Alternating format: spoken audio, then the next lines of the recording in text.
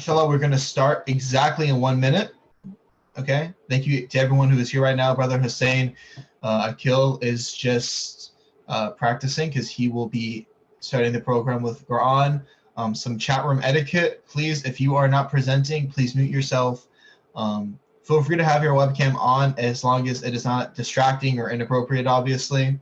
But yeah, sit back, enjoy the session. We will be starting right now. So, Bismillah ar-Rahman ar-Rahim. Assalamu alaikum wa rahmatullahi wa barakatuh. My dear Muslim brothers and sisters, I hope you all are doing well. I hope you're being safe. I hope you are finding peace in this turbulent time. Whatever situation you're in right now, I hope you're being safe. We would like to begin this program with the best way to begin any program, with a beautiful recitation of the Holy Quran by our lovely brother Hussein Akil. Please welcome him with a loud salawat ala Muhammad wa ala Muhammad, muted of course. Allah.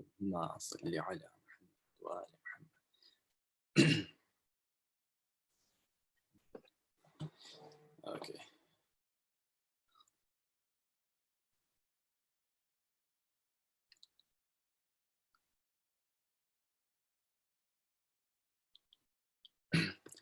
أعوذ بالله من الشيطان الرجيم. بسم الله الرحمن الرحيم. الحمد لله رب العالمين الرحمن الرحيم مالك يوم الدين إياك نعبد وإياك نستعين اهدنا الصراط المستقيم صراط الذين أنعمت عليهم غير المغضوب عليهم ولا الضالين. أعوذ بالله من الشيطان الرجيم. بسم الله الرحمن الرحيم.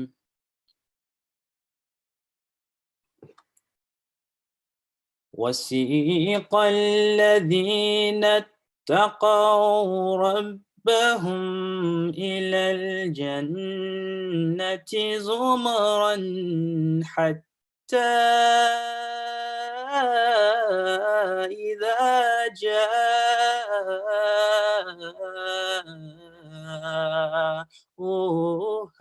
وفتحت أبوابها Allah.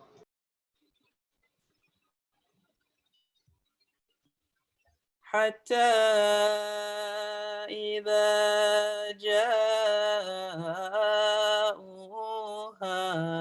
وفتحت أبوابها وقال لهم خزنتها سلام عليكم طبتم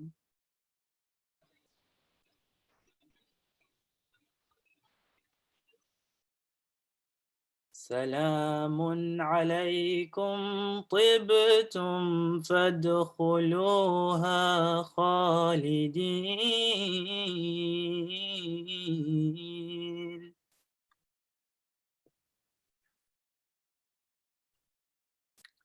وقالوا الحمد لله الذي صدقنا وعده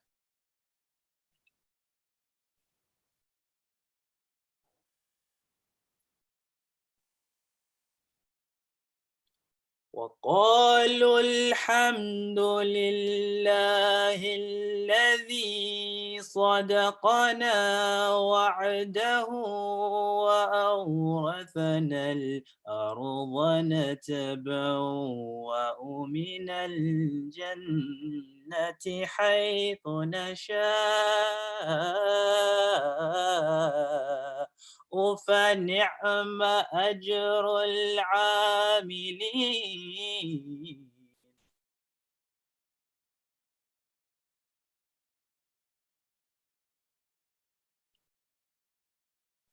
وترى الملائكة حافين من حول العرش يسبحون بحمد ربهم وقضي بينهم بالحق وقيل الحمد لله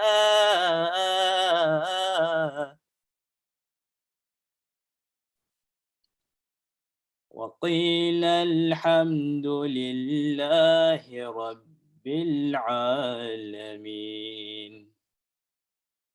صدق الله العلي العظيم Allahumma salli صلوات على ala محمد وآل محمد اللهم صل على محمد وآل محمد. Real Thank you quickly, so I'd like to much. go over the English translation very quickly, and then we can go on to the next thing. And those who kept their duty to their Lord will be led to paradise in groups, till when they reach it, and its gates will be opened, and its keepers will say, Salamun alaykum, you have done well, so enter here to abide therein. And they will say, all the praises and thanks be to Allah, who has fulfilled his promise to us and has made us inherit this land. We can dwell in paradise where we will. How excellent a reward for the pious good workers. And you will see from the angels surrounding the throne of Allah from all around, glorifying the praises of their Lord. And they will, all the creatures will be judged with truth. And it will be said, all the praises and thanks be to Allah, the Lord of the worlds, mankind, jinns, and all that exists. Allahumma salli ala Muhammad wa ala Muhammad. Everyone, please pray for Brother Hussein. MashaAllah, that was like an amazing recitation.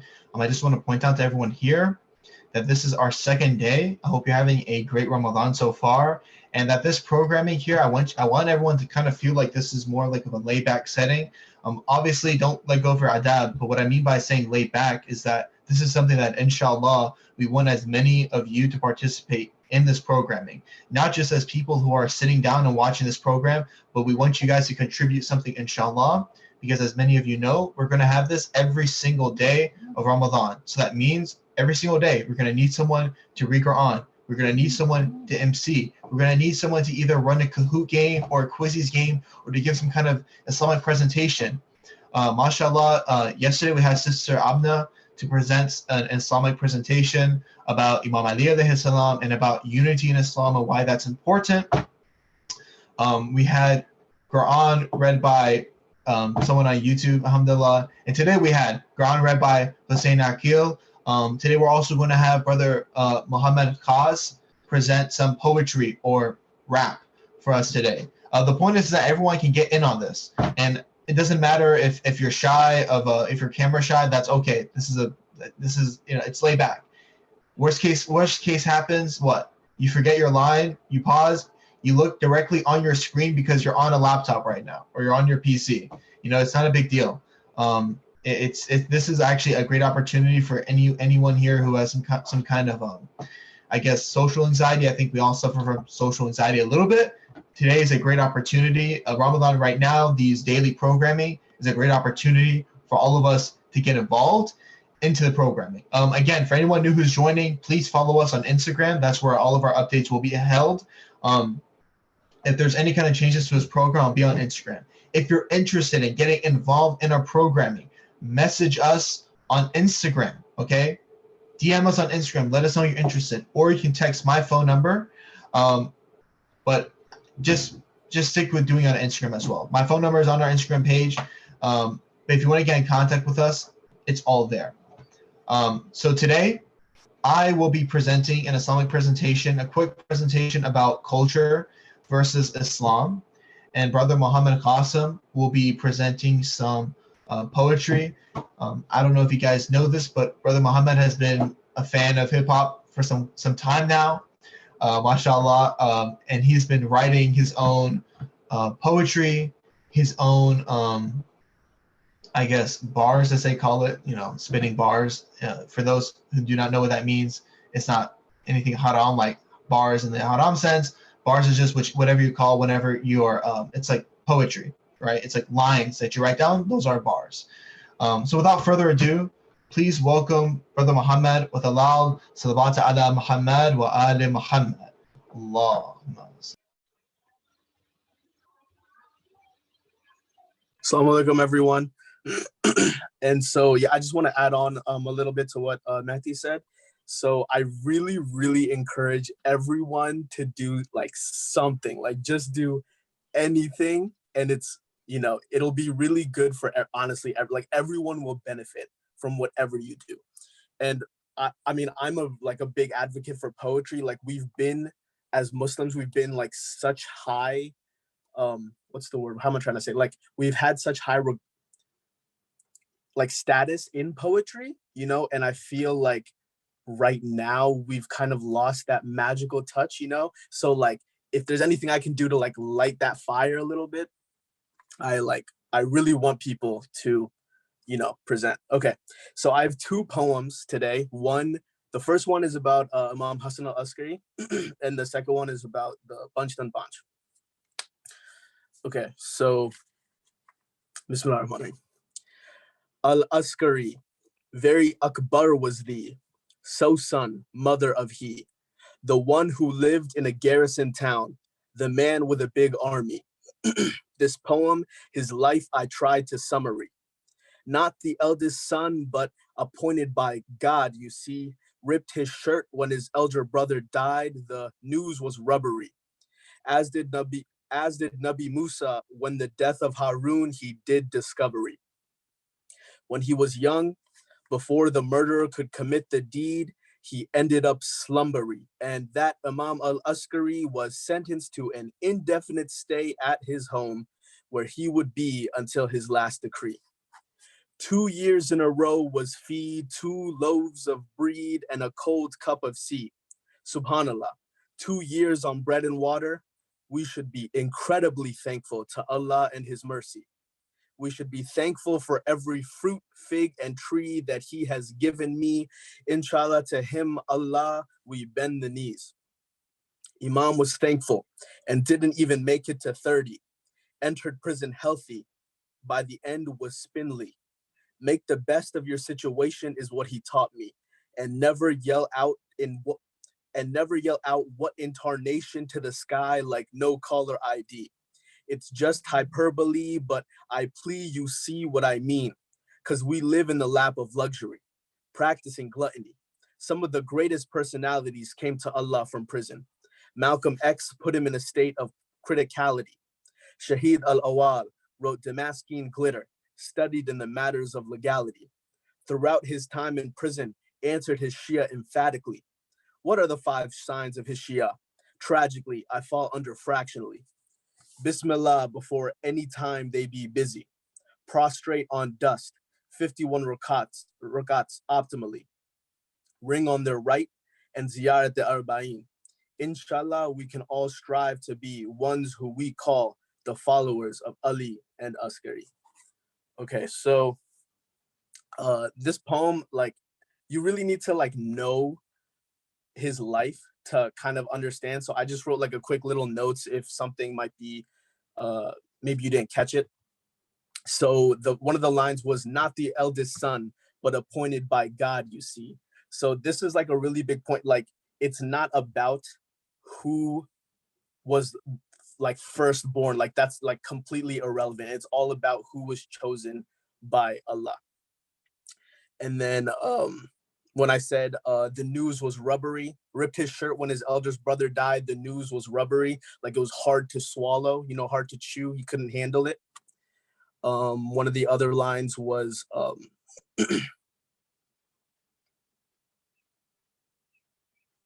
so I just wanted to share. So there's a famous story of how there was a drought in Samara for 3 days, I believe. And so, you know, all the Muslims were praying and praying for it to rain, and it wouldn't rain. And then I think it was a Christian monk, if I have my story straight. He came, and as soon as he raised up his hands and he prayed, and it rained immediately. Can I add to that, Mo? Say it again? I say, can I add to that point? Yeah. Part of, like, at least from what I've heard, I may be mistaken, but part of, like, and I never heard what you just now said, like, that's amazing. But what adds on to that is, at least from what I've been told, is that Samarra in Iraq is, like, one of, like, the most fertile places in Iraq. Like, yeah. It's been told, like, there's no famine there. There's so many fruits and vegetables. So the fact that there was a famine, it by itself is, like, a larger deal. Continue. Yeah. So also, if you don't know, like, alhamdulillah, I've been blessed to be able to visit that. And we, if you learn in history, I literally went over, like, the Tigris River, you know, so that's like right in the middle of the Fertile Crescent, you know, so that's really, really fertile land there. So again, so it was there was a drought going on, and then I think it was a Christian monk. He came and he prays, and it rains immediately. So the leader, or the person in power at the time, he was the one who put Imam al-Asr in prison. And then he was like, oh no, all these people are going to turn Christian now, you know, they're all going to turn away from Islam. So he goes to the Imam and says, hey, can you come in and, you know, I think it's like save your prophet, your grandfather's religion, right? He says something like that. So then the story is he goes there, and then he asks the monk to do it again. But before he can raise his hands, he tells someone to grab the monk's hands and like take out whatever's in his hands. And it turns out that the monk had actually, I think he basically like grave robbed a prophet of Allah, and he took a bone. And with that bone, he had the power and he prayed. And then with that, the rain fell. So I just wanted to share that story.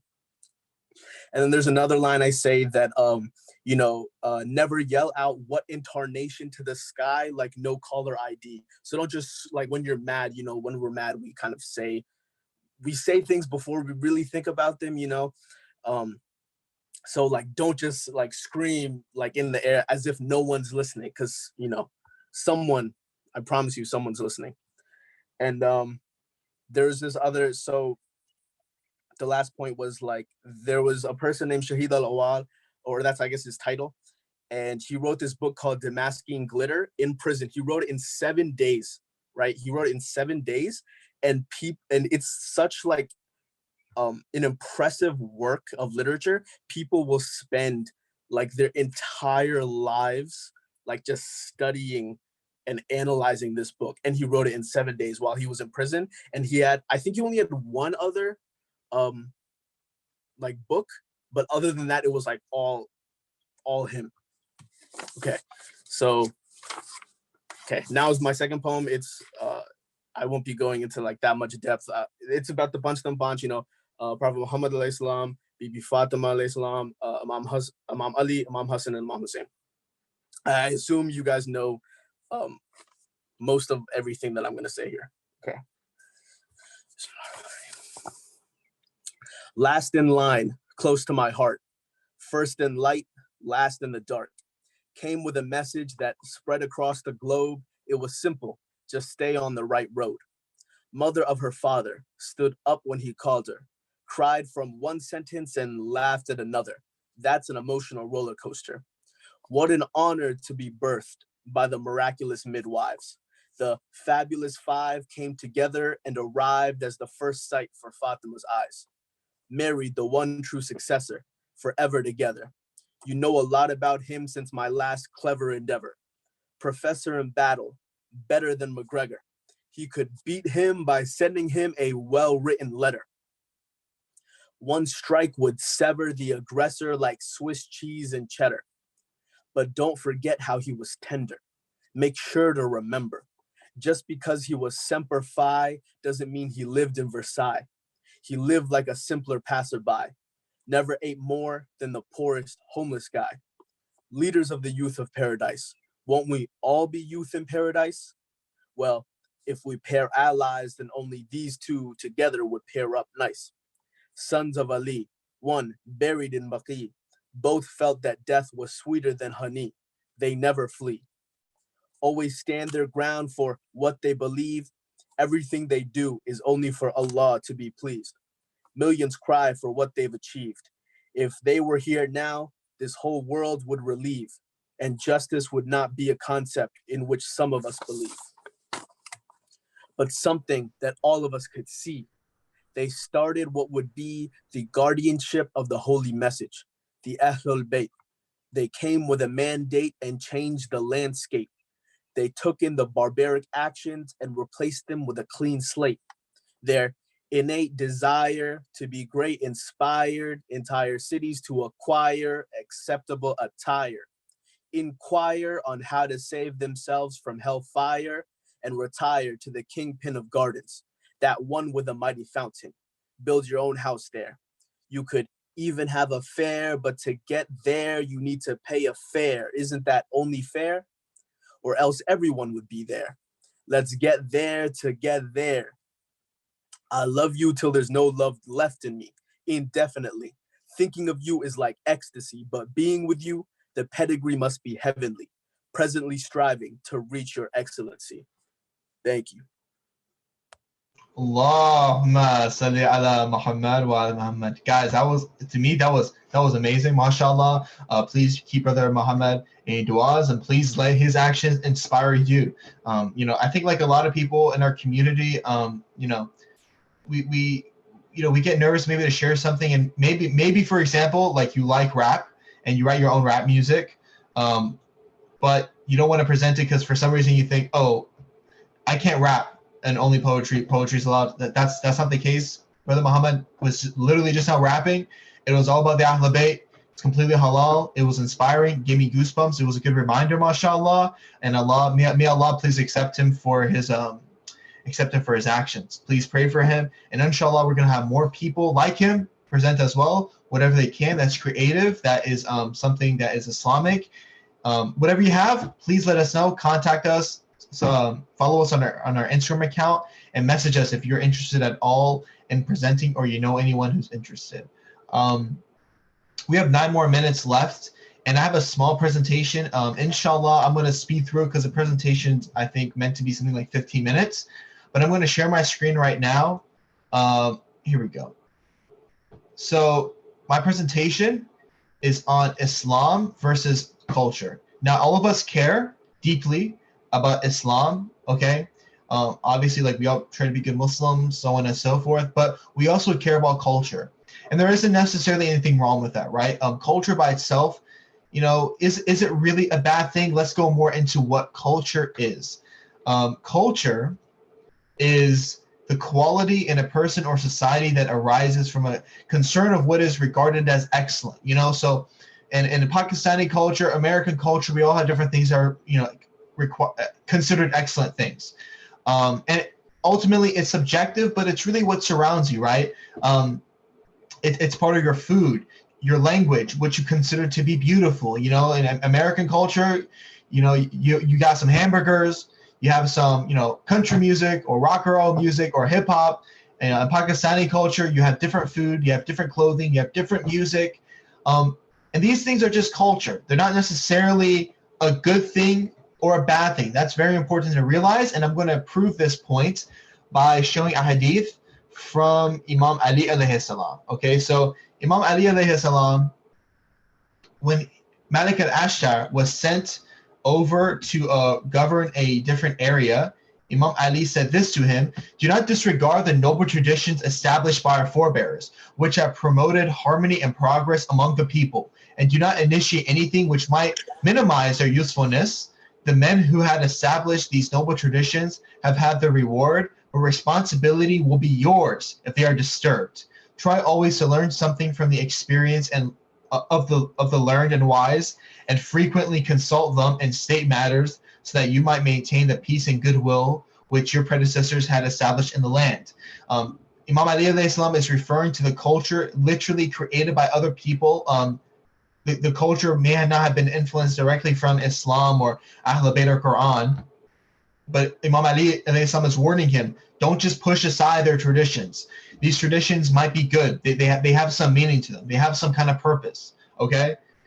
So what we know is culture isn't necessarily bad, okay? There is good culture and there is bad culture. And what's important to realize is that because culture is whatever the traditions that we create amongst ourselves, that culture is what? Negotiable. You can give and take whatever you like, okay? And I'm sure sometimes we have a negative opinion about culture. And the reason for that is because there is plenty of culture that we practice that is quite frankly destructive on every single, whatever the culture might be. There are destructive elements of American culture, Iranian culture, Pakistani culture, Indian culture, whatever it may be. There are cultural practices that go against Islam, period. We see, like in Iranian culture, for example, maybe people focus a lot on just inviting guests over so they can serve them food. You're eating too much food. That's against Islam. Don't be eating too much food. Don't be so focused on the partying aspect of camaraderie. It's a good thing, but it's taking too far. I'm sure you can find other practices in your own culture, right? Maybe in your mind you have this idea that it's okay to dance with your cousins just because they're your cousins. No, you can only dance with your cousins unless they're your mahram, and they're not your mahram. So don't dance with your cousins. Culture is negotiable. That's the main point. And now the best thing to do, one of the best ways to break out of your culture is to marry people outside of your culture. This is an interesting point to make, but the thing is, we are so caught up in our cultures because we're just surrounded by people who are doing the same thing we are. We're caught inside of an echo chamber. But it's very important for us to realize that we can break out of this. And just a simple tidbit, if you guys want a tip to break out of your own cultural bubble, for you to know what Islam is and what culture isn't, is to force yourself to be around people who aren't part of your culture. And an easy way of doing that is just to marry someone outside of your culture. But ultimately, what you need to do is to break your bubble. So I'm not saying you have to marry someone outside of your culture, but you have to break your bubble. Alhamdulillah, I've been blessed to be, from a family where my father's Iranian, my mother is white American, and what that has me, what kind of position that put me in is the position of having me go to every single masjid. The reason for that is because I never went to a center, and I don't know of a center that's exactly for people who are half white, half Iranian, right? There isn't that one place I feel comfortable. If you're watching this right now, it's likely you have one center where you feel 100% comfortable. For you, that might be Shahin Najaf, obviously, or it might be Idara Jafariya, or it might be IEC or IAC, right? Many of these communities in our area have basically a dominant culture: Iraqi, Iranian, Pakistani, Indian, so on and so forth. But whenever your parents are not just from one culture, you don't really feel at home at one place, just one place. So because of that experience, I have been forced to go to different cultures. Go to different centers and understand different cultures. So for example, whenever I go to Shahin Najaf and Idara Jafariya and then IEC, and I see it's Muharram time and they're beating their chest differently, right? I see a Shahin Najaf and Idara Jafariya, they beat their chest differently than they do at IEC. But whenever I see the diversity and I grew up seeing that, I don't think to myself, because they're beating their chest differently in Muharram at Shahin Najaf than at IEC, this is not an Islamic practice. I don't assume that. I just assume, oh, okay, they're both Muslim centers. They're both doing things differently. The differences must be cultural differences, not Islamic differences. And brothers and sisters, the only way for us to see those differences is for us to go to each other's masjids and communities and understand and observe each other's cultural differences. And again, I just want to end with this. O mankind, we have created you from a male and female and made you into different nations and tribes so that you may know one another. You know, Allah subhanahu wa ta'ala doesn't say, I made you into different tribes and nations so you guys can stay in those tribes and nations and say that your nation and tribe is better than the other nation or tribe. Lastly, Islam is greater than culture. Know your culture, know your Islam. There are times where Islam can be benefited by your culture, right? As Imam Ali alayhi salam says to Malik al-Asr, don't change the culture of the people, that's good, okay? But we have to be wary. We have to ask ourselves this question: is the culture that I'm practicing making Islam easier or harder? That's a great way to put it.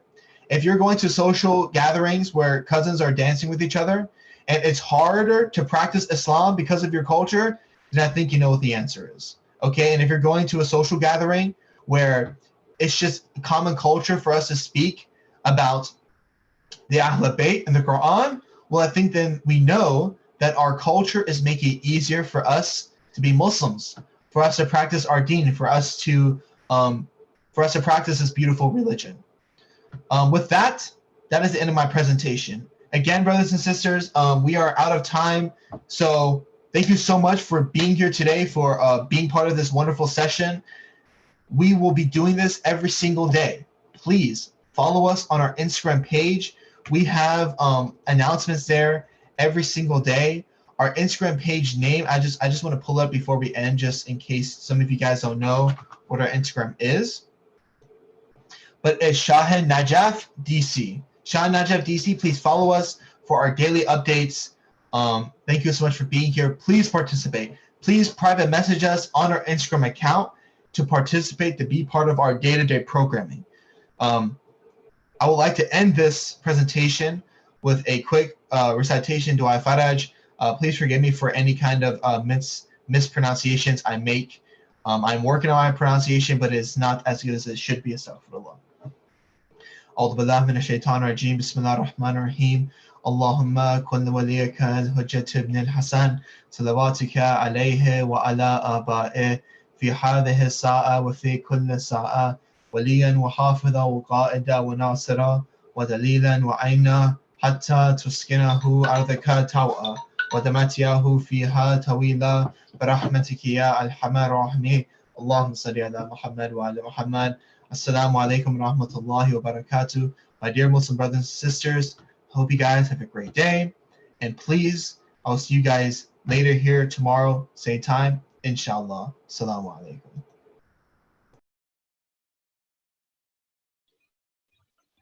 alaikum.